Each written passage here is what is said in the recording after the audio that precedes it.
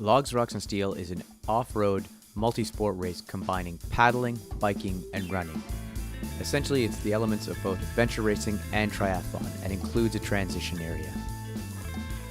The race took place in Torrance Barrens in Ontario, and the day couldn't have been more perfect. At 6:30 in the morning, the sun was already rising and the water was calm.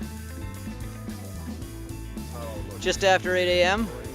and Logs, Rocks and Steel is about to begin. 5, 4, 3, 2, 1. On the championship course, paddlers would have to do 17 kilometers of paddling along some beautiful lakes and had to also navigate a few portages. Between the legs of the race, participants had to pass through the transition zone using an SI chip which would log their time in and their time out, allowing you to see all your results and times after the race.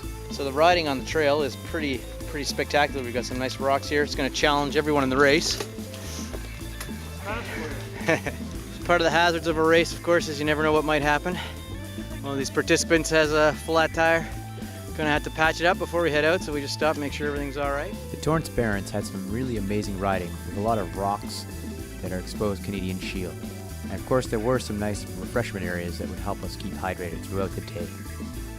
The worst part of racing in this area, however, was that you could rarely stop to enjoy the beautiful scenery around. Well, now that the bike leg is done, quick change into the running gear and head out for the 17K run. After we finished the mountain biking, it was on to the trail run.